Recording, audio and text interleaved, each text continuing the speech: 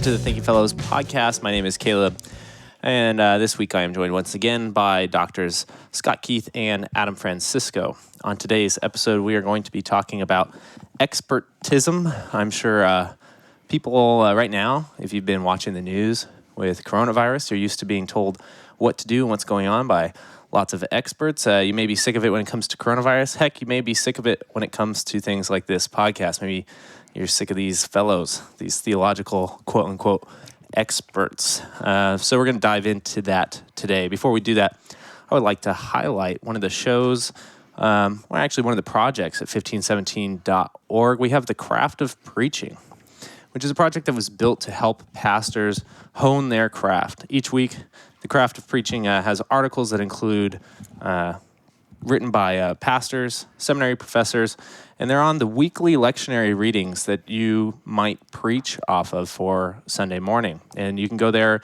and again, they're not writing sermons for you. These are sermon helps. The entire project is designed to assist you in thinking through the text. And I think part of it also is to make you feel like you're not alone in doing this. Paul Koch and Bob Hiller, who head up the project, have been on the show before, and they talk often about how this idea stemmed from meetings that they would have with pastors in their local circuits, and how they would go to bars or restaurants and sit down over a beer and talk about weekly texts. And so I think they're trying to, in part, replicate that, but in a broader scale. So you can go to 1517.org/craft of preaching to see all of that. All right, guys. So, expertism. I think everybody's sort of well aware of this phenomena or issue right now. I know one of the things that goes on with coronavirus is you'll see people sort of spread information, whether that be on Twitter or Facebook, radio shows, heck, even the Thinking Fellows. And that information is then quickly countered either by an expert or maybe by an armchair expert. And so I think there's a lot of question about how do you trust where information's coming from? Are experts the only people you can trust? Can you do this? Where do we want to go with this episode? Well, I always think it's interesting, and I think important for somebody, is perceived as an expert to go ahead and acknowledge sort of their limitations. And I think this is an important thing when you're seeking out information and you're looking for sources of authority. And if that source of authority sort of lands on a person, that person hopefully is honest about, what their field of study is and what their field of study is not. One of the most honest people about that I've ever met is Dr. Rosenblatt. I mean, he will literally say that it's not his field, even if it's been something that he's been interested in and studied for 20 years, if it's not something that he was formally educated on. And, maybe that's going too far sometimes, but I think on this show, this is a show with quote-unquote experts in a way. You have PhDs of various stripes and various emphases and giving opinions on theological matters, historical matters, philosophical matters. But I think one of the things that why I asked to do this show today is I've been trying to lose some weight, which means every morning I go on like an hour-long walk, which gives me a lot of time to listen to podcasts. And because we're in coronavirus and whatnot, a lot of the podcasts I've listened to are political. And inevitably, you either have pundits, which are basically journalists, which aren't really experts on anything, maybe except for collecting data and information and sharing it. But then they'll bring on experts, economists, epidemiologists, whatever. And it's just interesting to me that when times get uncertain, we search for information about what's going on during these uncertain times. And we sort of gravitate towards listening to people who supposedly know more about the topic than we do for whatever reason. And I think there's some good in that. I think there's some danger in that. I think in a way, it's probably not a historically new phenomenon, but I think in America, and Adam can probably speak to this better than I can, but I know that there was an evolution of sort of trusting in experts and what you might call expertism that came along during sort of the Woodrow Wilson administration and sort of the progressive movement and progressive era of that time. It's when you really sort of, in America too, get a reliance on, I would say science, but to reveal my bias, I don't actually think it's science. Usually I think it's like scientists and scientism that's often relied on more than just the science. I would be happier if it were the science that were solely relied on, but that's, anytime you bring in an expert, you're having, even if there is scientific data behind what they're saying, you're having that person give you their interpretation of the data, which is not the same thing as just the data. Right. And so, anyway, that movement in American culture and American history and American politics has been very interesting to me. You've seen this. We could see this in the 20th century too in theology, when I think the sort of liberal / neo-orthodox movements of the 20th century were driven by experts who had a better education, quote unquote, than your sort of small town pastor. The best of the best were sent off to do European doctorates, often from Germany, and came back as experts. And the expertism that they brought back to American theology, the theological landscape, was much more liberal than what had existed before. So that's what I wanted to do. Well, let's just, do it then. And just, I think you said one of the things to do is to acknowledge that you have limitations. So we recorded an episode recently that was a little more political than normal, right? Even though we're not politicians or political theorists, I guess, Or professionally. pundits. Or pundits. Which one was that? We did Is one. it when I wasn't on? No, you were on No, it. you were. Oh, okay. We called in. It was the last one we called in for. Oh, okay. That wasn't really that political. Yeah, it didn't go as political as we thought it could have. And I think that was partially, there was like, We're hesitant to do that. Right. Because we don't want to. Yeah. Yeah. A lot of reasons. I don't want to alienate listeners who have different political views than I might have by saying this position or that position is stupid. And I don't intend to do that even today. Like, I'm not even trying to say that a move towards relying on experts is any worse than, say, a move towards relying on another source of authority. All I'm trying to point out is that if we do this blindly, it's a bad epistemology. I mean, you're going to end up trusting somebody who's either maybe intentionally, maybe not intentionally, steering you wrong, and is trusted for the sake of their supposed knowledge. So why don't we pick a couple of maybe what we could call myths about experts to address, and then just address them directly. I've got a couple in my head that I'm thinking of. One particularly that I think just keeps coming up right now, and I think specifically the issue of scientism runs into this one a lot, and science in general, is that if you are an expert in a field, you will not have a bias to a particular outcome of data sets or information in that field, but you will present the information as taken in. What do we do with that? What do we say to that? Well, I think of one example, kind of a popular example, would be Richard Dawkins, who I've read in several places is brilliant at evolutionary biology. But when he talks philosophy, public policy, ethics, whatever, terrible. David Berlinski once described him as a reptile when it comes to those fields. So somebody can, like you're saying, be an expert on a particular topic, and our listeners should know. I'm sure we have some who have done graduate work in X, Y, or Z, but just because somebody has a PhD does not mean that they know things outside that real specialized topic that they studied. Yeah. So that's the problem. Like you mentioned, scientism. Science should be, in a way, is authoritative if it's legitimate science. Sure. But the oftentimes, investigation, collection of data for the purposes of seeking information, and sometimes, if it's done right, that data can be verified, it can be falsified, it can be examined by other people and other sources, all that type of thing. But once it steps outside of its scope, all of a sudden it becomes, I've used the term probably way too much in the past, but ideological, which has very much a political component. And I think this is me laying down my cards a bit, but like currently, it's really hard to know what the heck's going on, because science is being used by all sorts of parties and interpreted through a political lens. Yeah. And it's I see. Hard to know. So that's one of the ones where I think we could do this with multiple disciplines, right? Where you have something you want to be true, and if there's a subset of data that supports that, even tangentially, you can sort of use it. So, I mean, let's say I just really like the idea of electric cars, which I don't, but let's just say I do.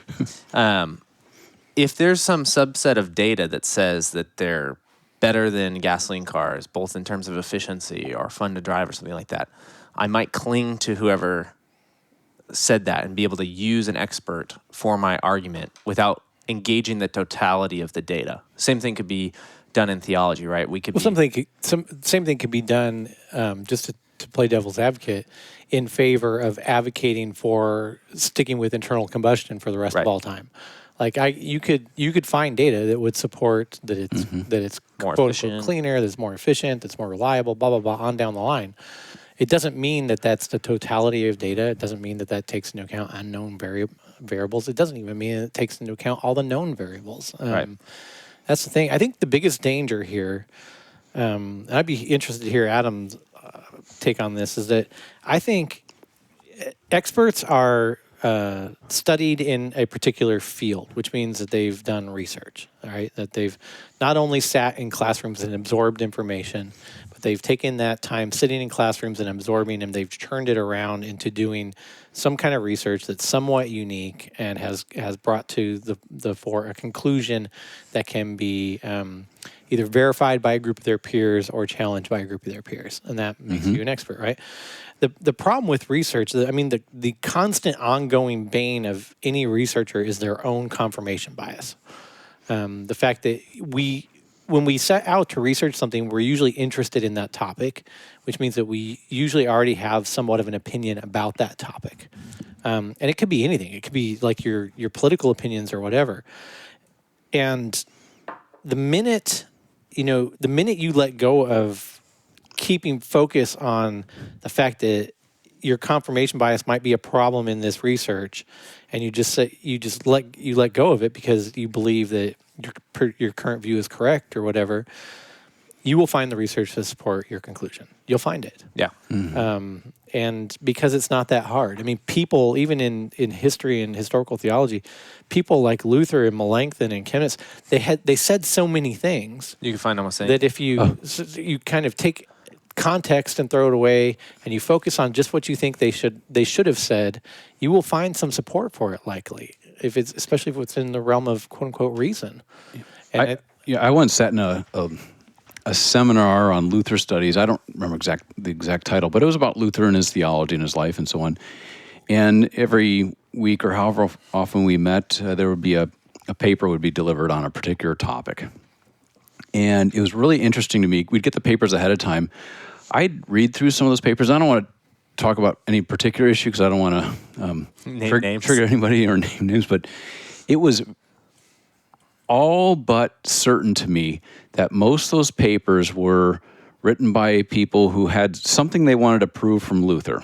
Yeah. And they would go to a table of contents, or the index, or now with these searchable databases, they'd go and find the proof text from Luther to support that particular argument or thesis they're making. But they'd ignore whole swaths of other data from Luther that didn't contradict what they're arguing, but shed more light on it. Yeah. Also, didn't highlight what they're trying to prove as much, right? Yeah. And I think personally, I have such a high view of sin that I think that everybody's susceptible to this. Yeah. And I've heard that about you. Yeah. The only people that I trust are the people that say, yes, I too am very susceptible to this. The ones I don't trust are the ones that say, well, I've been trained to rise above it. I'm not sure that's entirely possible. Now that makes me quasi-postmodern, right? Because that's sort of one of the What makes you not modernist? Yeah. So it's one of the tenets that I actually appreciate about postmodern movement in general is just a basic sort of questioning of previous norms. But I think that's very empirical. I think that at the end of the day, we should question. My mom accused me of this not too long ago, last time I was out in Nevada, and of teaching this to Autumn, my daughter. of questioning everything. You know, I question everything. Any politician, even if he's got the letter after his name that I most frequently identify with, or her name, I question what they're saying because there are always agendas. I don't think, there's a scientist that exists that doesn't have an opinion about how their research should be used, Right. to benefit, to quote unquote benefit mankind, and that worries me. Mm-hmm. Well, I mean, oftentimes there's a motivation which causes you to do the research anyways. When somebody is drafted into doing some research, it's often because they had an interest. They propose the research project. I think it's uncommon or less common to see somebody who has no interest at all in what they're researching, has no reason, and whether that's a political ends or some sort of other ends. That's one of those things that is nice to have disclosed, is that I have an interest in X because of whatever. I mean, That's the first thing in a sense, I think it should be the first thing you do when you sort of set down to explain whatever research it is that you've done. You need to explain your priors. Yeah. Oftentimes in classes, my first week or so, I'll go over what we generally in history call historiography.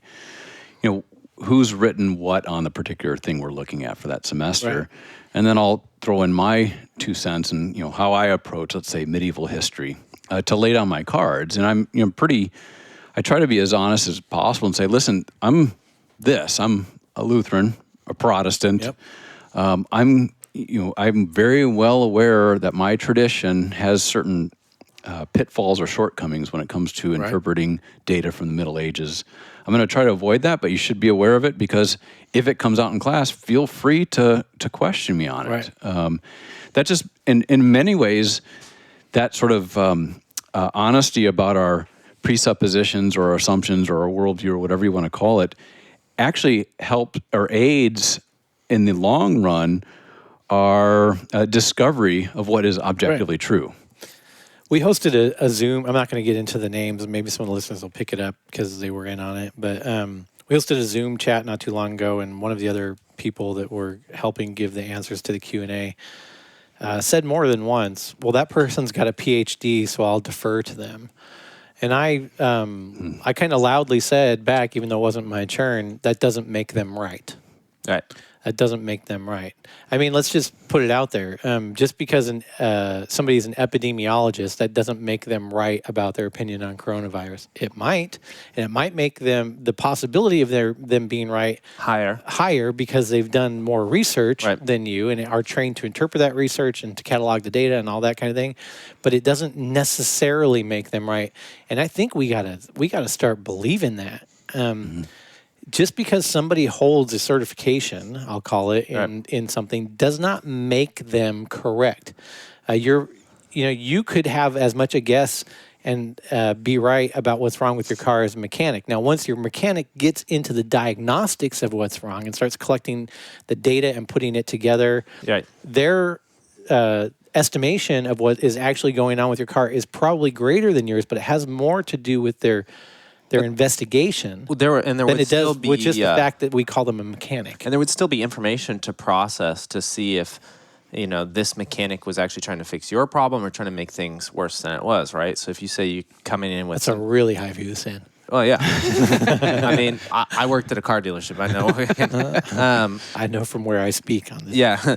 That, if you come in and you say, oh, my car is shuddering when it's braking, and they come in and tell you, oh, it's you need a whole engine rebuild. That you may need to think about that before they say let's true the rotors or replace the rotors on the brake. Yeah. That's exactly it. And I think this gets into what we do a lot, which is epistemology.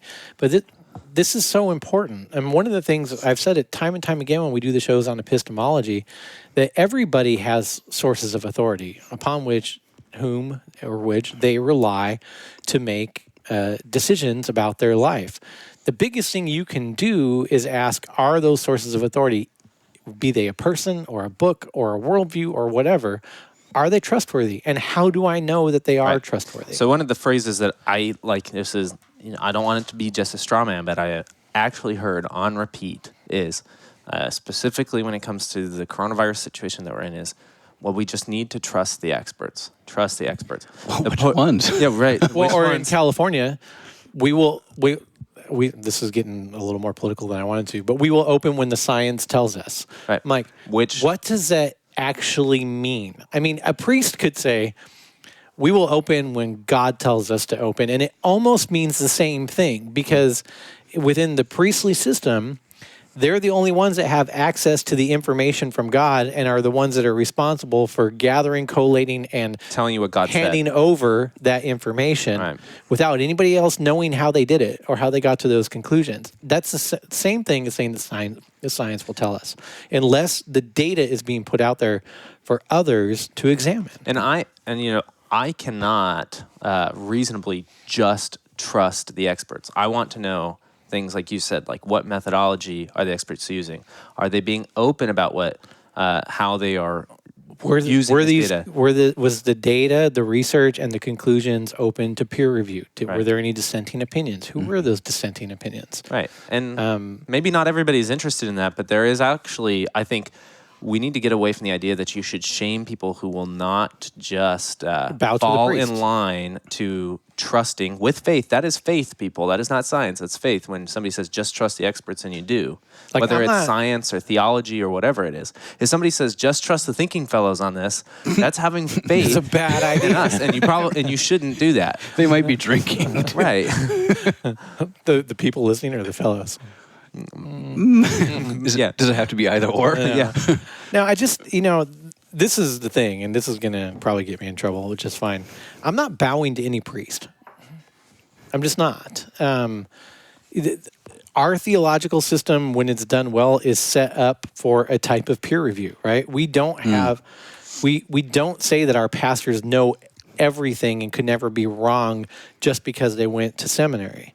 We actually hope and encourage our parishioners to compare what is said and taught against Holy Writ. And if they can find a divergence there, they should call that out. First privately to their pastor and then kind of go from there. But they should call it out. They should say, wow, you said this, and Galatians and Ephesians and Romans say this, and they don't seem to come together. What's going on here? That's a type of peer review, right? And my problem with the expert culture is not the experts, or not that they possibly know more in their field than I do. They likely do. It's that so often the information that they're dealing with is hidden from me, and their conclusions are so public. Yeah, I think that's that's a big part of it. I have heard people say things about this show that make me uncomfortable, about where I've tried to go correct people, where like, well, you shouldn't just, listen to everything we say as the end all be all. And when Well, people especially on bump this up against episode, that- I am not an expert on expertism. I don't know if Adam is, but Nope. Yeah. it's a phenomena that is publicly being displayed. It's being Yeah. it's being I'd say a hypergeneralized lot of right what now. we're doing now is sort of rank opinion mixed with a little bit of training in epistemology. Yeah, we should probably approach the opposite end of the spectrum too. There is, we want to avoid a skepticism that opens you up to every conspiracy theory Yes. that's out there. Yeah, as that's well. a good one. Yeah. I am susceptible to that. Oh yeah, me too. I mean, especially now, I'm like believing everything. Yeah. 5G, Bill Gates. I'm just I know. kidding. But I heard the other day that some people believe that if they get the Bill Gates vaccine, that it's going to make them want to buy more Windows products. And I said, I don't know. Sounds Maybe. kind of reasonable to me. If I start looking at Windows computers, that's true. Yeah, that's true. No, I think that's an important, like the other side of this, right? And I tried to say this at the beginning of the show, but you sort of have the Facebook experts too, right? Who, and this is the Twitter experts and that's me, yeah. Oh, at least you owned it. And Caleb's in a Twitter spat when he smiles constantly. oh yeah, no, that's the sign. that's a sign that I think that I'm winning. Yeah. No, you can get that, right? Where somebody sort of just, you see it a lot with conspiracy theories. You see it a lot with theology, right? people make very certain assertions on social media, the internet, and it's sort of like I'm the expert now, and then you see the reaction to that, and it's an interesting battle that I've been observing a lot with people. Right? Here's what you could say: just because you trust scientists doesn't mean that you know anything or trust science, and just because you distrust scientists doesn't mean the opposite of that. You could be very well scientifically educated and distrust the scientists. I mean, I trust the scientific method quite a bit. Like I'm a big proponent for applying more of that to theological study, but I have a harder and harder time watching news shows that have scientists on them and thinking that those scientists are simply conveying to me the raw data. So I guess the question that would be looming here when we put sort of two dramatic backdrops out is then, if I can't trust myself, I can't trust the Facebook experts, I can't always trust the educated experts. That's where Adam was going. Destroying all trust. Yeah, how do I know? Welcome how to do I Thinking know Post. anything's real at all? Ooh. Well, probably because you're going to bang your knee on it. Yeah, that's right. I'm down with that. Yeah. We did an episode on vocation not too long ago, right? Yeah. I mean, I kind of think maybe, like, I've gotten off, except for I think real estate and emails and things. I've kind of gotten off all the intrawebs because it just drives me nuts.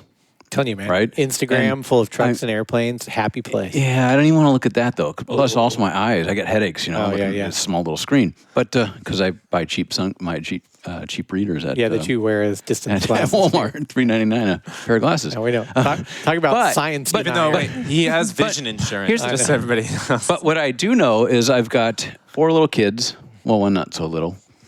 He's taller than me now. I'd say. And I've got a wife. You've got like 3 that aren't so little. Yeah, that's true. Well, I've got 4 children. Yeah. I've got a wife. I've got a house. I've got a job. And that's what I'm going to focus on, doing that stuff and doing it right. Right. And I think you can know even more than that to a reasonable degree of... I would say certainty, but I'll say more... I could say certainty. Enough certainty to act on. Well, like when we go out, when we have to go out to... well, we don't really all go to the grocery store anymore, but let's say we're going on a walk. They're like, the kids are like, should we wear masks? No. In my car, don't wear a mask. You see these people driving in masks and jogging with masks, but if we're going into a store? Yeah, we should probably put one on. Yeah.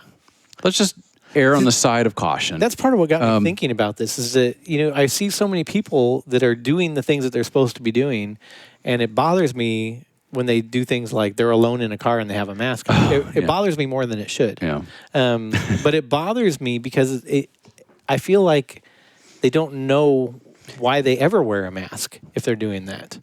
And nobody's given them this is my point. Nobody's given them the information about why wearing masks is helpful or can cut the transmission of the disease or whatever. They've just been told, by an expert, wear a mask. And so they wear a mask. Right. Mm-hmm. And I'm like, okay, that's fine. Like I said, it shouldn't bother me that much. Yeah. But at the same time, this is part of the problem is that we act on information. We should be acting on information. And if that information is given to us by an expert who's better equipped to explain to us the importance of the information, that's one thing. But if it's just, I wear a white lab coat and I say, wear a mask, and thus you do, that's scary stuff. Mm-hmm. Historically, that's gone bad for people and nations. Yeah. About 80 years ago. Yeah, it's gone real bad.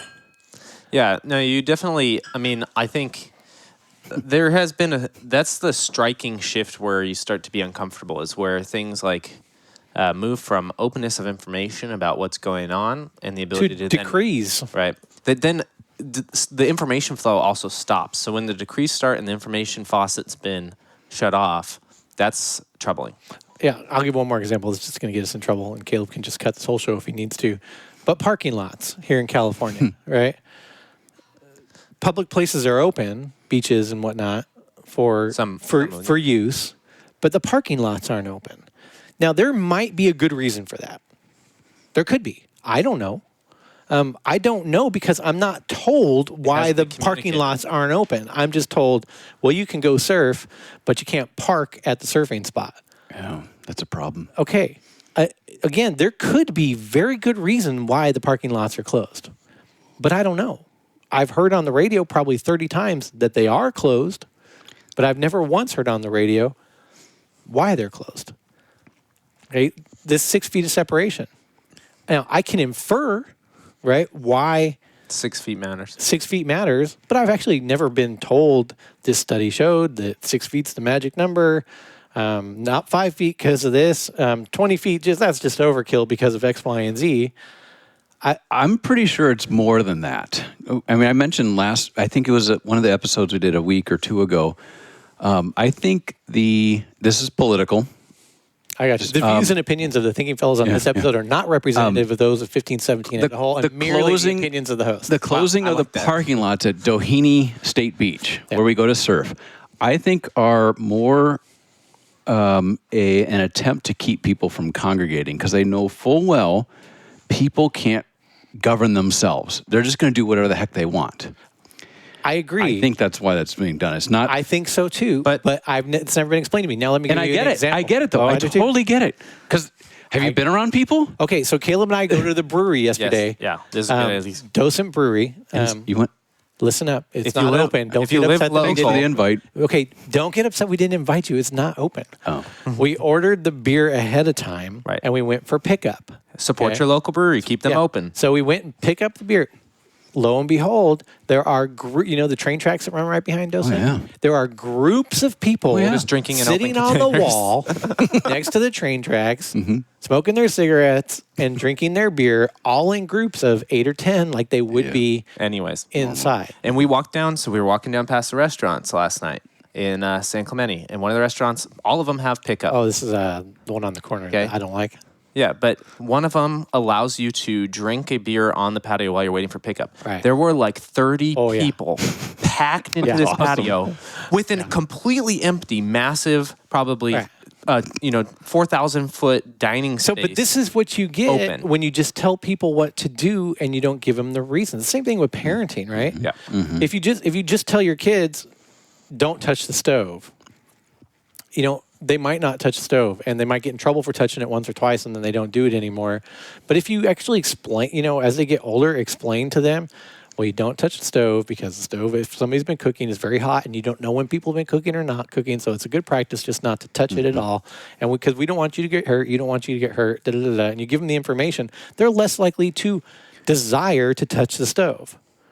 So Yeah, especially if you can show them the consequence of touching the stove. sinful nature being what it is, if you just tell people don't do it, some won't, right? But a lot will do as much as they possibly can, even if they, quote unquote, support the rule, right? Well, I'm still following the rule. I didn't go in. Well, yeah, but you're with a group of 10 people on the patio. Yeah. I know, but the rule is don't go in. I mean, this is why this doesn't work. Yep. Yeah, I mean, maybe to bring it back to our normal thing, I Sorry. think, well, no, but I think you can apply the same thing to, and, some people might be upset about this, but going to church. If you talk to people about why do you go to church, the answer you get is often, well, God wants me to be there, or I need to go there because, good Christians go to church and stuff. It's very rare to be directly communicated. Even within Lutheranism, I think it's not always the best communicated that the reason that the church exists is to distribute God's gifts to them, right? yeah. Word And you're sacrament. supposed to, and it's clear when you talk to people that you actually need to tell them that reason, because the reason they infer that they should be going Is to not the church best one always. is not always the best one, right? It's maybe an adjacent explanation, but it's generally the disposition is not the right one. Yeah. And I mean, I don't know. Is there anything else we want to? I liked your legal qualification statement. man. I think 4 times we said this is going to get me in trouble. Yeah, it is. But I had to talk about it. I mean, By the way, when we say that, we don't mean like that there's some authority that's going to get rid of the thinking fellows. We mean that like your angry emails are going to come to Caleb's inbox, and this is going to get Caleb in trouble. this is going to give Caleb some extra reading to do this week. Oh, it's just Caleb. Let's go. Let's keep going. No, I hope people take this for what it is. For me, this is more of an epistemological issue, and Our favorite topic outside of theology. that drives me crazy. Like to me, this is as bad as saying, well, I believe that because I read it in Reader's Digest. It's like, okay, Well, I mean, there is so much to be learned here about epistemology and who do you trust. And I mean, thinking as a college professor, this illustrates very well. Like you're bombarded with information and it comes from different sources. How are you going to be able to navigate which sources you trust? And so what we used to call, I don't know if they still do it, but critical thinking is absolutely essential in our day and age. I know if anybody in the future that I'm connected with ever has the ability to change a curriculum at a university, I would really twist their arm to bring back a straight critical thinking class or just basic logic class. That's not as abstract as like informal fallacies and those sorts of things. Not like real formal logical mathematical propositions as much as like informal fallacies and just critical thinking. Mm-hmm. I wonder if we can ever convince somebody to do that. Yeah, there might be somebody who has that ability one day.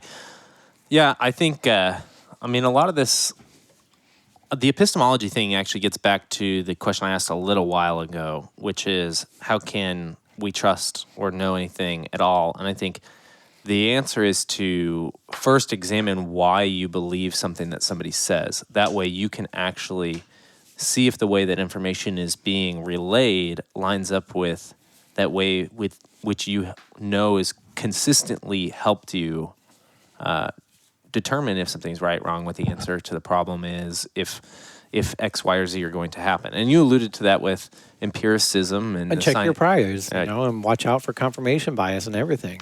And if you know that about yourself, it's easier to help determine where you're going to get your information from. And ultimately, one of the things we talk about how sort of the internet, social media, news is annoying, but one of the things that we have is a lot of individual power to tailor that. And that can be good or bad. That can be bad because you can do a lot of confirming your own biases by only listening to media that confirms everything you already believe. But the other thing about that is that you can, once the noise becomes annoying or unhelpful, you can shut it off. You actually have the ability to say, man, I'm sick of watching the news.